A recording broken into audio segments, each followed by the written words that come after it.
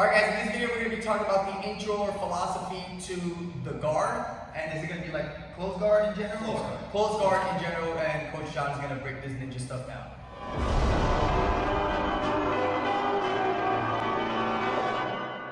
Alright guys, so again, from any position, we want to look at it in terms of my offensive position first, and then I like to reverse engineer it. So if you understand the position from the offensive perspective first, it makes your escapes and your survival strategies just that much easier. Okay? So in terms of closed guard, if I'm in, or if Lucas is in my closed guard, there's a few things that I want to do to prevent him from escaping to where I can start to mount my attacks. Like I said in previous videos, jiu-jitsu is a game of space, right? The more space he creates, the more likely he is to either pass my guard or start to punch me in the face or do things like that. So the first thing that I want to start to do is I want to start to break his posture. Okay, so there's a bunch of different ways in hand positions, and it really depends on where his hands are as to how I'm going to do it. If he gets a good grip on my belt and he's locked in and he's starting to create that posture, it's really easy for me to just reach in, grab behind his elbow, pop his elbows out, bring my knee into my chest. So I'm using my abs, my thighs, and more of the stronger muscles. I can't use my arms to do this. I have the upper body strength of a 12-year-old girl, so this is definitely not going to work for me to go and try to pull him down. But if I use leverage and body mechanics, I can pop his elbows just a little bit to make his structure weak, and then use my abs and my knees to bring him down to the ground. Once he's down, guys, the places that I want to make sure that I'm controlling, number one, is one arm on the side that my head is on. So self-defense situations, if I just come down and I grab and I'm here and his arm is free on this side, he's going to start punching me in the head, and I do not want that to happen. So as he starts to come down, this arm wraps around the outside, around by the tricep. This hand, I control the crown of the head. What I don't want to do is I don't want to control around the base of the neck. If he can look up towards the ceiling, he can direct his energy up, and it's very hard to stop him from sitting back up. If I grab the crown of the head and he tries to look up, all the leverage is out at the end of the lever, and it makes it really, really hard, and it's a lot of strain on his neck. Okay, so I'm going to control the crown, I'm going to control the tricep, and I'm going to keep my head really, really close to his head on this side, so that I don't get headbutted.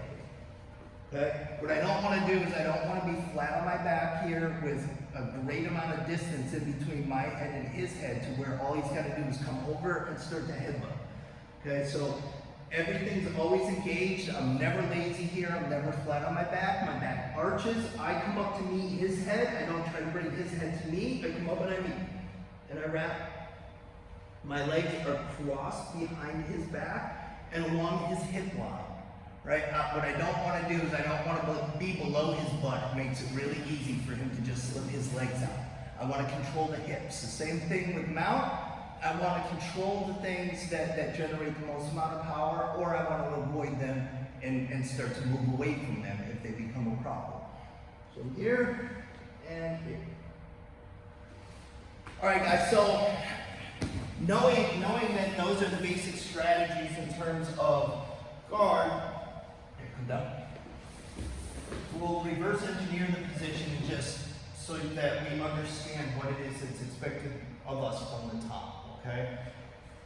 There's a few different things from the top that you want to understand. There's arm bars possible from the guy on bottom.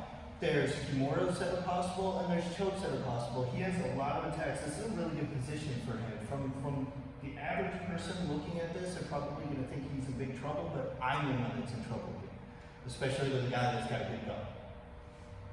So again, it's all about space and it's all about posture. So the first thing I want to do is I want to get my posture, and I should be able to hold this position without any posts on my hands, right? So the first thing I'm going to do is I'm going to look up, and I'm going to roll my belly button forward to tilt my hips forward. And then I'm just going to sit here and close my knees a little bit tightly against his hips to limit his side-to-side movement. Okay? Now, if he tries to bring his knees in, it should be difficult. It's never going to be impossible. Nothing's impossible. And the second you say that, there's going to be somebody out there that proves you wrong. So don't ever say anything's impossible. But it's difficult. Now that I've got this, I can start to worry about where my hand placement is, right? Proper posture first. Now I start to place my hands. There's a few different things that you want to consider when you're in this position, right? I don't want to put my hands on the ground. My hands on the ground means that he has the ability to start to isolate an arm and go for a few more. Okay? There is an imaginary hemispheric line down the center of his body. Right? What I don't want to ever do is I never want to cross that center line with my arm. So if my left hand crosses over to his left side of the body, he now owns that arm. It's very easy now for him to armbar and do all sorts of other things. The same thing that applies with any position in terms of striking or self-defense applies for the guard as well, right? So I never want to be in between, right? I either want to be all the way out or all the way in. So from here, it's going to be really difficult for him to sit up and punch me, especially if I've got my hands posted. It's going to be really, really hard for him to come up and generate any power, right? The problem happens is when my posture is wrong and I start to lean in a little bit, right here. So this whole area in between is no bueno. We do not want to be here. So we're either all the way in, or if I make a drastic mistake and he's able to capitalize and bring me to the ground, I need to make sure that I'm all the way in. My head's against his chest, and my arms are cupping his bicep and protecting myself until I can start to make my escape or to regain my posture. But you never want to be in the center area. This center area is... That's like a red zone. That's a red zone in a fight, per se, right? Because, like you said, I can strike from your zone. And just think about that as a red zone in a street fight, or even in MMA. You want to be all the way out or all the way in. He's got an advantage of being on top when it comes to punches versus if it's just sport. You're saying they're like more of a survival. You can pass, get the heck out of here. That makes total sense. Good? Awesome. So the goal here with Coach John is to educate you on there is a difference between the sport and self-defense. They're both great, they're both awesome. But some things are gonna get you beat up in the street and some things are gonna help you survive.